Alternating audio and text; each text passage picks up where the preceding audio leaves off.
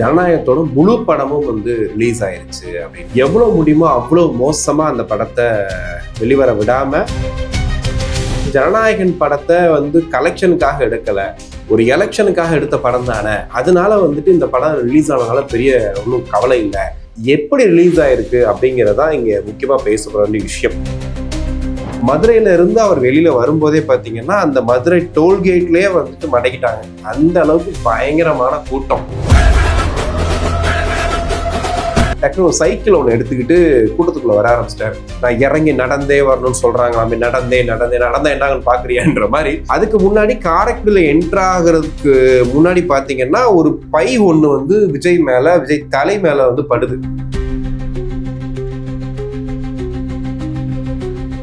உலகெங்கும் வாழும் தமிழ் நெஞ்சங்களுக்கு கிறிஸ்டியின் அன்பு வணக்கம். இன்னைக்கு ரெண்டு பெரிய விஷயம் நடந்திருக்கு. ஒன்று பார்த்தீங்கன்னா, நேற்று நைட்ல இருந்து ஜனநாயகனோட ஒரு 5 நிமிட காட்சிகள் வெளியாயிருச்சு அப்படின்றத சொல்லிட்டு இருந்தாங்க. அதுக்கப்புறமா காலையில் எழுந்த உடனே எல்லாருக்குமே பெரிய அதிர்ச்சியாக இருந்தது. ஜனநாயகத்தோட முழு படமும் ரிலீஸ் ஆயிருச்சு அப்படின்னு. ஃபர்ஸ்ட் நான் ஒரு விஷயத்த இங்கே மென்ஷன் பண்ணிடுறேன். எனக்கு தெரிஞ்சு விஜய் ரசிகர்கள், டிவிகே தொண்டர்கள் ஜனநாயகன் படம் எங்கே ரிலீஸ் ஆயிருக்கு எப்படியாவது தேடி பார்த்துடலான்னு சொல்லி கண்டிப்பாக தேடி இருக்க மாட்டாங்கன்னு நினைக்கிறேன். ஏன்னா இன்ஸ்டாகிராம், ஃபேஸ்புக் எல்லாத்துலேயுமே அவங்க தான் முன்னாடி சொல்லிட்டு இருக்காங்க, தயவு செஞ்சு இதை எங்கேயும் ஸ்ப்ரெட் பண்ணிடாதீங்க அப்படிங்கிற மாதிரிலாம் பேசிகிட்டு இருக்காங்க. ஆனால் நிறைய பேர் அந்த காட்சிகளை எடுத்து இதில் இன்ஸ்டாகிராம்லேயும் ட்விட்டர்லேயும் போட்டுட்டு இருக்கதா சொன்னாங்க. பட் நான் எந்த காட்சியுமே பார்க்கல. ஆனால் இப்படி போகிறதுனால என்ன நடந்திருக்கு அப்படின்னு பார்க்கும்போது, இது எல்லா படங்களுக்கும் நடக்கிறதான, சில படங்களுக்கு நடந்திருக்கு அப்படின்னும் போது டக்குன்னு கொஞ்சம் ஃப்ளாஷ்பேக் போகிற மாதிரி தான் இருக்குது.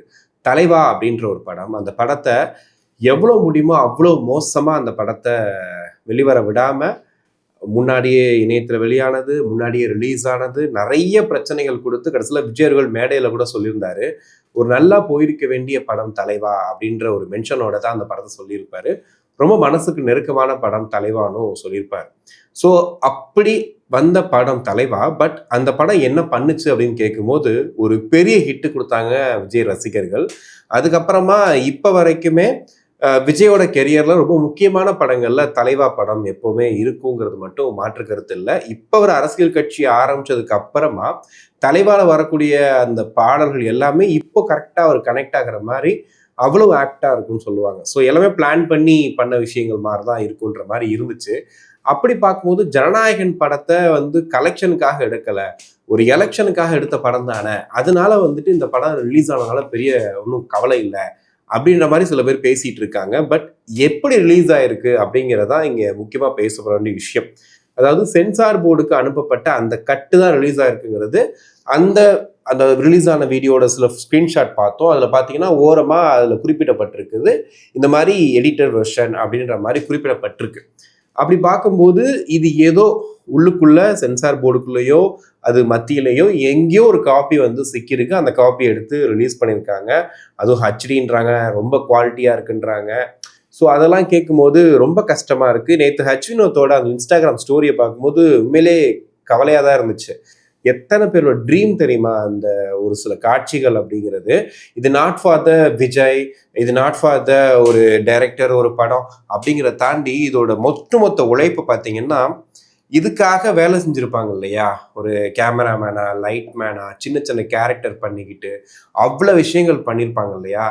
இவங்க எல்லாருக்குமே இது ஒரு பெரிய அதிர்ச்சியான செய்தியாக தான் இருக்கும். ஏன்னா கடைசி படம் இது வருமா வராதா, தேர்தலுக்கு அப்புறம் ரிலீஸ் பண்ண போறாங்களா அப்படிங்கிற மாதிரிலாம் எதிர்பார்த்துட்டு இருக்கும் போது ஒரு படத்தை அவங்க எதிர்பார்ப்போட விட்டு அதுக்கப்புறம் அந்த படம் வெளியாகுதுன்றதை தாண்டி இவ்வளவு சர்ச்சைகளை தாண்டி படம் ரிலீஸ் ஆகுமான்னு யோசிச்சுட்டு இருக்கும்போது இப்படி சின்ன காட்சிகளை வெளியிடுறது, மொத்தமா படத்தையே வெளியிடுறது, இதெல்லாம் பார்க்கும்போது கொஞ்சம் வருத்தமாக தான் இருக்குது. சில வெப்சைட்ஸில் அவங்களே போட்டிருக்காங்க, இந்த மாதிரி பொலிட்டிக்கலாக ஒருத்தர் மேலே இவ்வளோ விஷயங்கள் நடக்குது, அதுக்காக நாங்கள் இந்த படத்தை கேரி பண்ணலை அப்படின்ற மாதிரிலாம் போட்டிருந்தாங்க.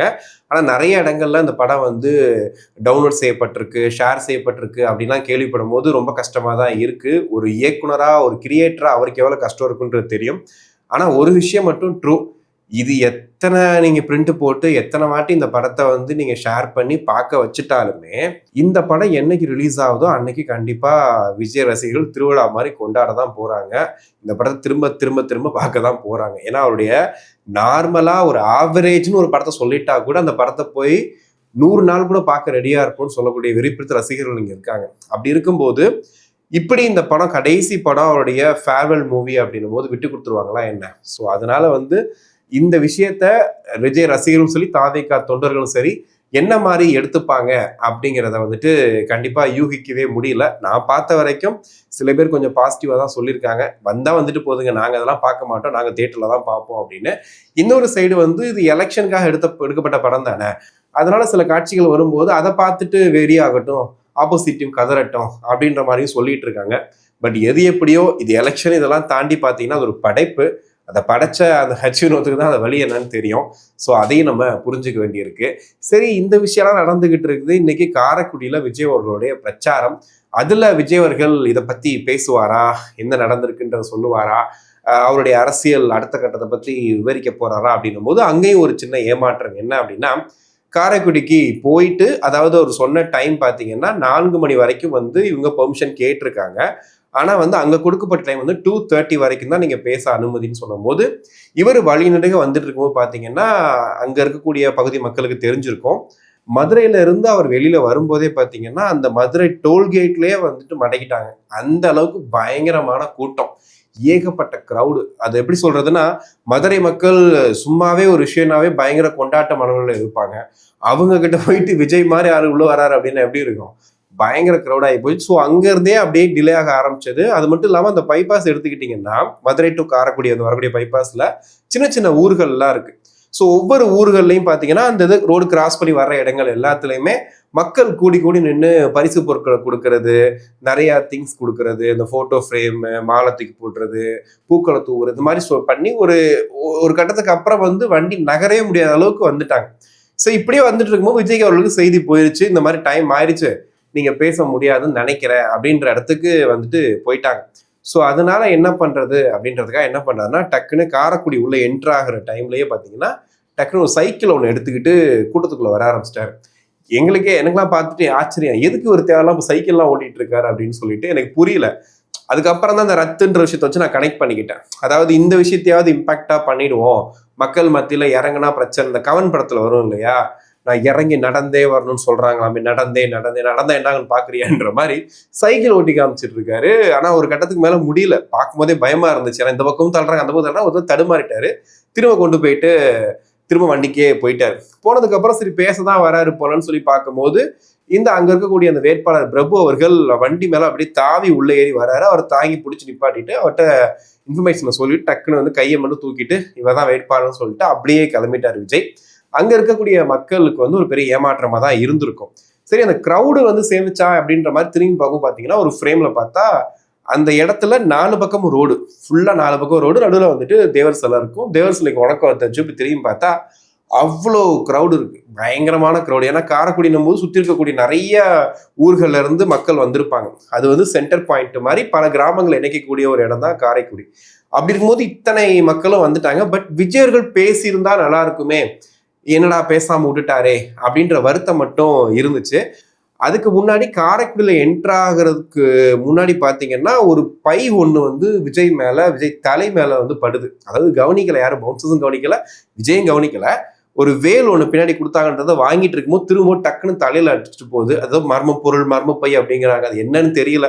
யாரும் ட்ரெஸ் இசது பையனா போனதெல்லாம் ட்ரெஸ் எல்லாம் கொடுத்தாங்க இல்லையா, அந்த மாதிரி இது கொடுத்தாங்களான்னு தெரியல. அந்த மாதிரி எரிஞ்சதோ தலையில பட்டு விழுந்துச்சு. பட் படி பெரிய அடிலாம் இல்லை, ஆனா விழுந்தது மட்டும் இருந்துச்சு. இந்த வாட்டி வந்து விஜய் அவர்கள் நிறைய சின்ன சின்ன ஊர்களெல்லாம் நின்று வந்துட்டு இருந்தாரு. அந்த தாய்மார்களை பார்த்த உடனே யாரோ தூச்சட்டியில ஏதோ கொடுத்தாங்க, அதை உடனே பார்த்துட்டு வந்து நின்று வந்து வாங்கினதா இருக்கட்டும், எல்லாமே வந்துட்டு கொஞ்சம் அவங்களோட பொறுமையா இருந்து வந்து கடைசியில வந்து லேட் ஆனதுனால பேச முடியாம போயிருச்சு. பட் இருந்தாலும் பெரிய எதிர்பார்ப்பு இருந்துச்சு, காரைக்குடியில என்ன பேச போறாரு விஜய், எதை பத்தி வந்து பாயிண்ட் பண்ண போறாரு அப்படின்ற மாதிரிலாம் தோணுச்சு. பட் அது நடக்கல. பட் இருந்தாலும் காரைக்குடி மக்களோட அந்த அன்பு, அந்த விஷயங்கள்லாம் இல்லையா, அதெல்லாம் வந்து ரொம்ப சரியாவே நடந்திருக்கு. இதுக்கு முன்னாடி அங்க வந்துட்டு பிரச்சாரம் பண்ணியிருக்காங்க நிறைய பேர். சீமான் அவர்கள் கூட அங்க இந்த தொகுதியெல்லாம் நிக்கிறாரு. ஸோ அது குறிச்செல்லாம் ஏதாவது விஜய் அவர்கள் பேச போறாரு அப்படின்ற மாதிரி எதிர்பார்ப்பு கண்டிப்பா காரைக்குடி அந்த தொகுதி மக்களுக்கும் இருந்திருக்கும். ஆனா எதுவுமே இல்லாம கிளம்பி வந்தது சிறிய ஏமாற்றம் தான்.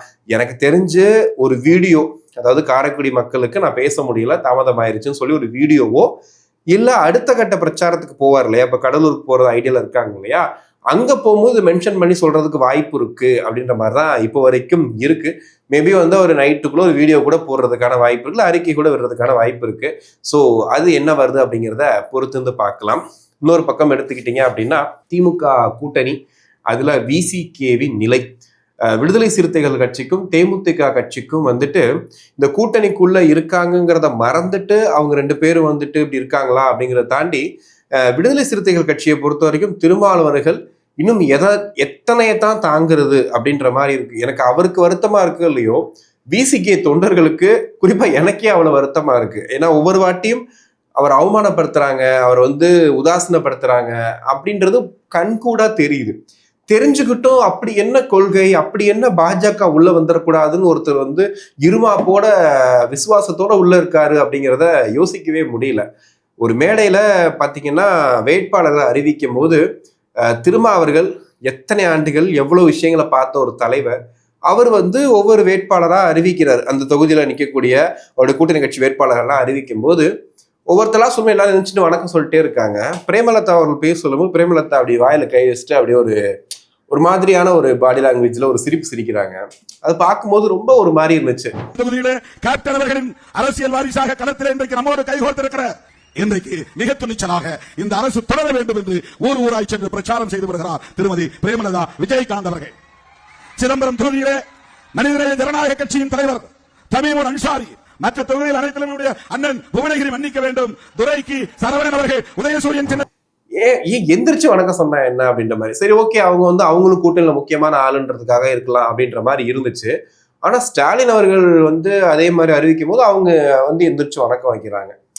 இதுதான் வந்து பண்பாடா பழக்க வழக்கமா அப்படிங்கிறது தெரியல. சரி, ஓகே, இதை மட்டும் சொல்றியே, அப்படி என்ன வந்து அவங்களுக்குள்ள பிரச்சனை அப்படின்னு கேட்டீங்கன்னா, பிரச்சாரத்துக்கு, அதாவது விஜயகாந்தோடைய மகன் இருக்காரு இல்லையா, அவர் பிரச்சாரம் விஜய பிரபாகரன் பிரச்சாரம் போற இடத்துல கூட பாத்தீங்கன்னா விசிகா தொண்டர்களுடைய கொடி கூட கட்டுறது கிடையாது, கொடியவே காணோம்.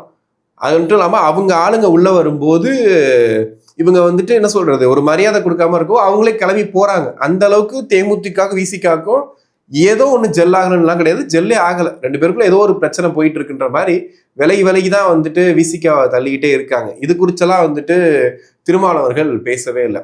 கொஞ்ச நாளுக்கு முன்னாடி திருமாவளவர்கள் விஷயம் பேசியிருந்தார். என்ன அப்படின்னா, விஜய் உள்ள வந்ததுனால உங்கள் வாக்குகள் எல்லாமே வந்துட்டு விஜய் கிட்ட போறதா சொல்றாங்களே, இதை பத்தி நீங்க என்ன நினைக்கிறீங்க அப்படின்னும் போது, எங்க ஆளுங்க ஃபுல்லா வந்துட்டு பயங்கரமான பட்டப்படிவு படிச்சவங்க அரசியல்ல, அவர் சும்மா எல்கேஜி அங்கெல்லாம் போக மாட்டாங்க அப்படின்ற மாதிரிலாம் பேசியிருந்தார். காரணம் வந்து இவங்க வந்துட்டு ஏதாவது ஒன்னா மரத்து மேல ஏறுறதும் கார் மேல ஏறுறதும் வண்டியில ஏறி குதிக்கிறது வேலையை தான் பார்த்துட்டு இருப்பாங்க, இவங்கெல்லாம் வந்துட்டு இப்படிலாம் பண்ண முடியுமா அப்படின்ற மாதிரி வந்துட்டு பேசியிருப்பாரு.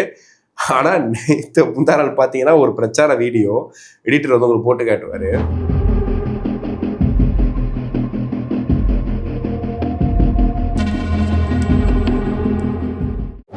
அந்த வீடியோல பாத்தீங்கன்னா அவர் போயிட்டு இருக்காரு, எங்கெங்கெங்கயோ இருந்து ஏறி ஆளுங்க வந்துட்டாங்க. ஃபுல்லா வந்து விசிகே என்ன சொல்லுவாங்க, விசிகால சிறுத்தைகள் குட்டி சிறுத்தைகள் வந்து ஃபுல்லா போயிட்டு வண்டியை வந்து அட்டாக் பண்ணுது மீன்ஸ் என்னன்னா, அவர் போய் பார்க்கணும்னு சொல்லிட்டு ஆசைப்பட்டு போறாங்க.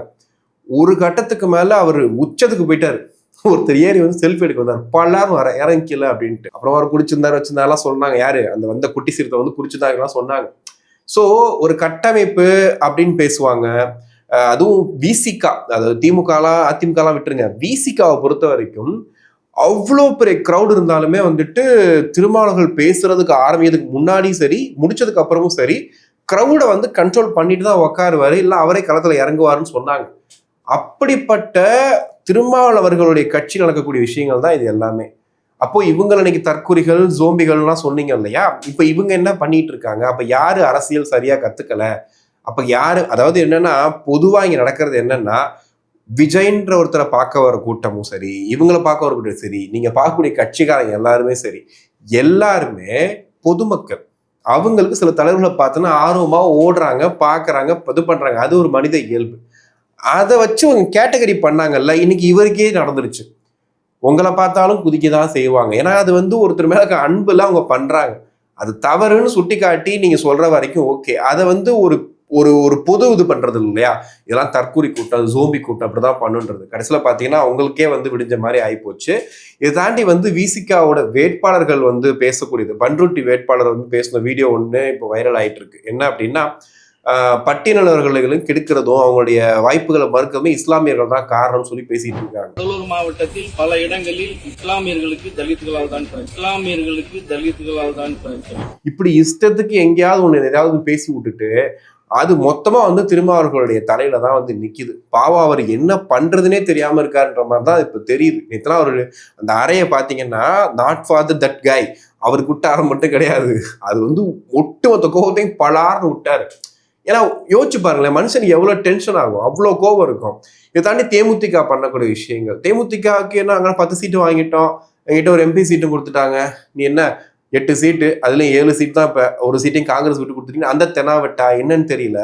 ஒரு மாதிரி ஒரு கூட்டணி கட்சி தலைவருங்கிறதையே வந்துட்டு அவர் ஒரு மதிப்பே கொடுக்காத மாதிரி நடத்துறாங்க.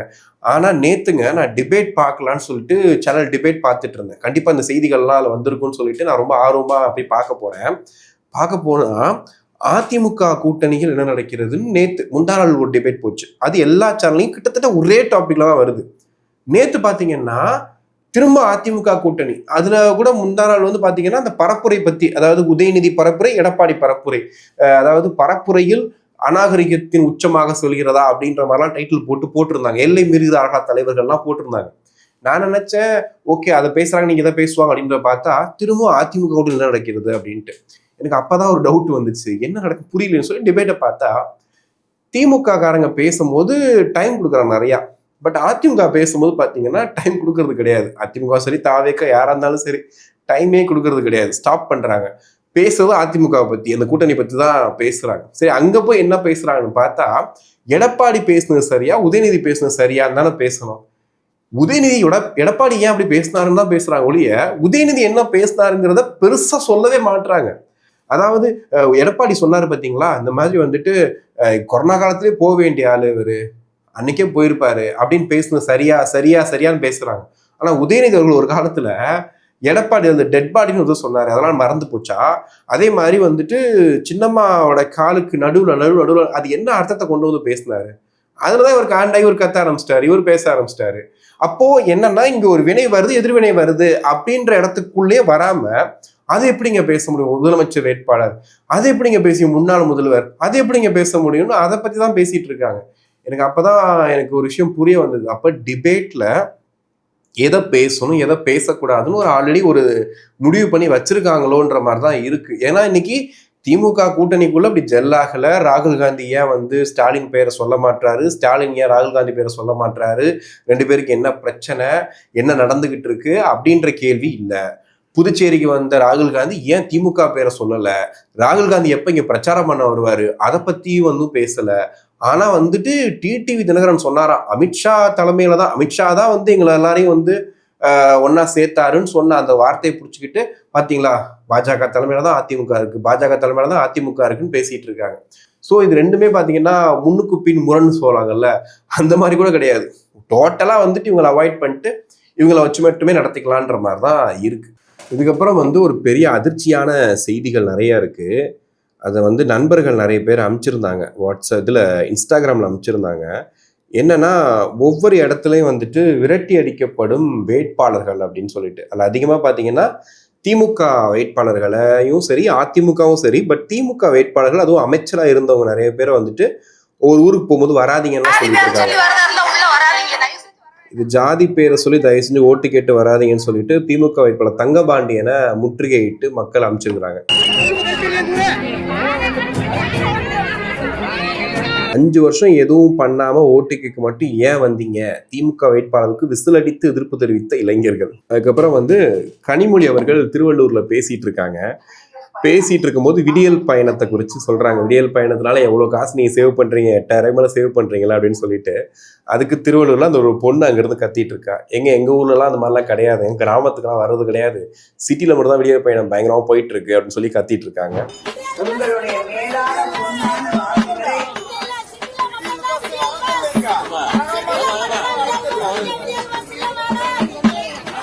அடுத்ததான் வந்து திருச்சி ஸ்ரீரங்கம் வேட்பாளர் வந்துட்டு திருச்சியில திமுகவோட ஸ்ரீரங்கம் வேட்பாளர் துரைராஜ் வந்து ஓட்டு கேட்க போகும்போது அவங்களும் அதிருப்தி தெரிவிச்சிருக்காங்க. நீங்க அந்த தொகுதி என்ன பண்ணீங்க இது பண்ணீங்கன்னு சொல்லிட்டு. அப்போ கூட நிர்வாகி வந்து அந்த இதுலயே பேசுற பிரச்சார வாகனத்திலேயே சொல்றாரு, எப்பா நீங்க சொன்னதெல்லாம் அவர் பண்ணிடுவாரு, நீங்க பாட்டு மாத்திக்கிட்டு விசில் விசில் அடிச்சு விட்டுறாதீங்க அப்படின்னு சொல்ற மாதிரி சொல்லியிருக்கிறாரு. அதுக்கப்புறம் பாத்தீங்கன்னா கும்பகோணத்திலையும் பாத்தீங்கன்னா டிஎம்கே சாக்கோட்டை அன்பழகன் ஓட்டு கேட்டு வரும்போது பொதுமக்கள் முற்றுகையிட்டு நீங்க வராதீங்க அப்படின்னு சொல்லிட்டு அனுப்பிச்சிருக்கிறாங்க. எங்க ஊருக்கு ஒண்ணுமே செய்யல, ஓட்டு கேட்க மட்டும் வராங்க. வாக்கு சேகரிக்க வந்த அமைச்சர் ராஜகண்ணப்பனை விரட்டிய பொதுமக்கள். முதுகுளத்தூர் ராஜகண்ணப்பன். இதுல அதிகமா பாதிக்கப்பட்டது யாருன்னு பார்த்தீங்கன்னா பெரிய கருப்பன் அவர்கள். பெரிய கருப்பன் வந்துட்டு திருப்பத்தூர் தொகுதியில அத்தனை ஆண்டுகளா ஆட்சியில இருந்த ஒருத்தர். அவரையுமே அந்த பகுதி மக்கள் வந்துட்டு எங்களுக்கு செய்ய வேண்டிய விஷயங்களை செஞ்சுட்டு நீங்க வாங்க அப்படின்ற மாதிரி சொல்லுவேன். எங்களுக்காக நீ துணை நின்னீங்களா அப்படின்ற கேள்வியும் வந்து கேட்குறாங்க. ஸோ இது வந்து பார்த்தீங்கன்னா இன்னைக்கு நேற்று இல்லை, ஒவ்வொரு நாளுமே வேட்பாளர்கள் வந்து போகும்போது மக்கள் கேள்வி கேட்க ஆரம்பிக்கிறாங்க. இது நாட் ஃபார் ஒன்லி வந்து டிஎம்கே மட்டும் கிடையாது, ஏடிஎம்கேவும் இருக்கு.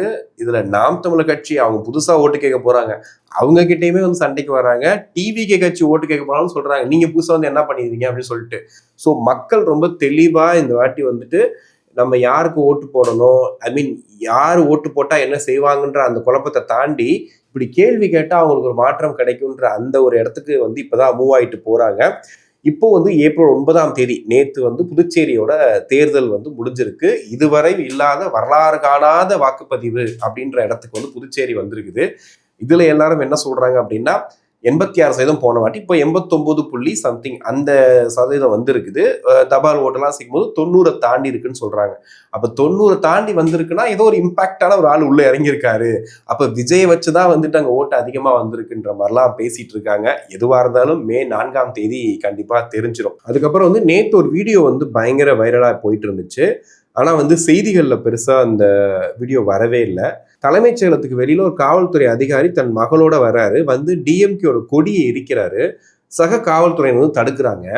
அப்ப பாத்தீங்கன்னா ஏன் அப்படி எரிக்கிறான்னு கேட்கும்போது அவருடைய மகளுக்கு தவறான சிகிச்சை கொடுத்து அவங்களுடைய கால் பாருங்க எப்படி இருக்கு அப்படின்னு சொல்லிட்டு வீடியோ கூட போட்டு காட்டுவாங்க. இந்த மாதிரி வந்து கால் ஆயுது காரணமே இவங்க தான் சொல்லிட்டு ஒரு வீடியோ வந்து போட்டு அது வைரல் ஆயிட்டு இருக்கு.